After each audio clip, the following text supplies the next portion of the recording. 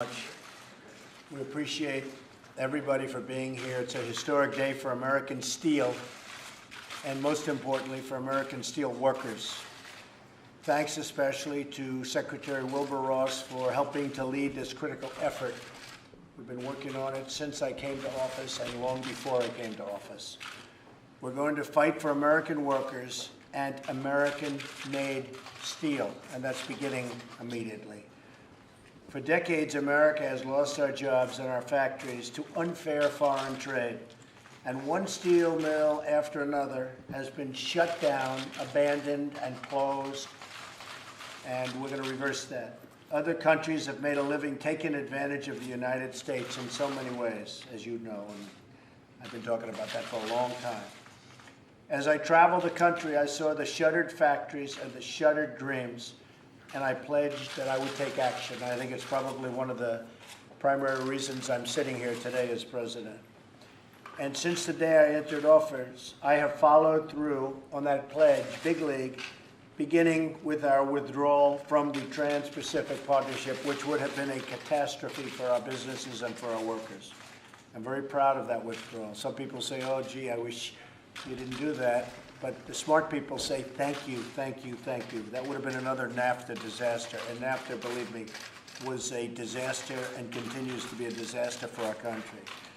On Tuesday, I signed an order to enforce the Buy American laws and stop foreign countries from stealing contracts from American companies and essentially from American workers. Today, I'm directing the Department of Commerce to immediately prioritize the investigation. It began yesterday and really long before that, because Wilbur and I have been working on this for a long time, into foreign steel arriving into our markets, and to submit a report on the effects of these foreign steel products on the national security of the United States. It's not just the pricing, it's not just employment. It also has to do with the national security of our country, which people never talk about. I talk about it. Maintaining the production of American steel is extremely important to our national security and our defense industrial base. Steel is critical to both our economy and our military. This is not an area where we can afford to become dependent on foreign countries. We have product where we actually need foreign countries to be nice to us in order to fight for our people. And that's not going to happen any longer, believe me, especially as it comes to steel. This investigation will look at how steel imports are impacting the United States national security, taking into account foreign practices such as steel dumping. Dumping is a tremendous problem in this country. They're dumping vast amounts of steel in our country, and they're really hurting not only our country, but our companies. The targeting of American industry and other foreign strategies designed to undermine American industry as a whole. Based on the findings of this report, Secretary Wilbur Ross will make formal recommendations to the White House in a very, very near future. We'll be back very soon with those recommendations that we will implement. From now on, we're going to stand up for American jobs, workers, their security, and for American steel companies and companies generally. Today's action is the next vital step toward making America strong and prosperous once again. And I want to just add, I wasn't going to do this, but I was in Wisconsin the other day, and I want to end and add by saying that Canada, what they've done to our dairy farm workers, is a disgrace. It's a disgrace. I spent time with some of the farmers in Wisconsin, and as you know, rules, regulations, different things have changed, and our farmers in Wisconsin and New York State are being put out of business, our dairy farmers. And that also includes what's happening along our northern border states with Canada, having to do with lumber and timber. The fact is, NAFTA, whether it's Mexico or Canada, is a disaster for our country. It's a disaster. It's a trading disaster. And we'll be reporting back sometime over the next 2 weeks as to NAFTA and what we're going to do about it. but what happened to our dairy farmers in Wisconsin and New York State, we're not going to let it happen. We can't let Canada or anybody else take advantage and do what they did to our workers and to our farmers.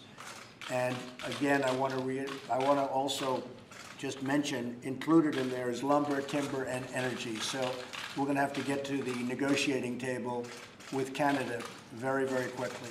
Again, just to tell you, this is another NAFTA disaster, and we're not going to let it continue onward. I think what I'd like to do is ask a few of the people if they'd like to. These are some of the great steel companies of our country. Now, some of those companies were much bigger years ago.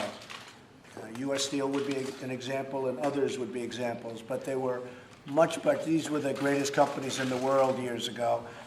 And today they've been hurt, but they'll be great again, and they'll be great, I think, very soon. We're going to impose very, very strict regulations on unfair competition from the outside world. Perhaps I could ask the head of United States Steel to say a few words. My honor, Mr. President, Mr. Secretary, I think the signing of this executive order clearly demonstrates your understanding of the fundamental importance that our industry has, not just to the national economy, but to our national defense. Thank you very much. Anybody like to say something on behalf of your company or your workers? Well, I would just like to thank you, Mr. President and Secretary Ross, for this action to protect not only our industries, our employees, but frankly, our country. So thank you for this bold move. Thank you very Mr. much. President, on behalf of the workers in the industry, President of the Steelworkers Union, I have worked a long time with Wilbur, and we've been fighting this unfair trade for more than 30 years. Hopefully this executive order will give us the tools we need to grow our companies back and put people back to work. And I've had lots of faith that Secretary Wilbur Ross will help make that happen. I have to say, the unions have been working with us very closely, and they've been great. So I appreciate that. Thank you very much. So we're going to sign, and this is a very important signing, and we'll be back over a period of the next 30 to 50 days, I would say, and maybe sooner than that. But statutorily, we probably want to take a very good, strong, hard study, and we're going to do something really great for our industry, but in this particular case, for the steel industry. I look forward to it, too.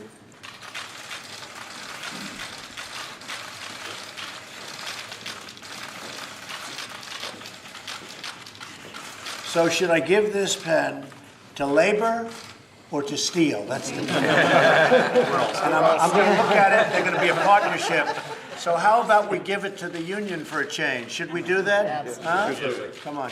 We're all on the same. You treat us fairly. That's all. Okay? You treat us fairly. President, how does this affect your dealings with China on North Korea? Are you concerned with this rule that kind of all? Thank you. This has nothing to do with China. This has to do with worldwide, what's happening. The dumping problem is a worldwide problem. Thank you, press. Thank you, guys. Thank you, everybody.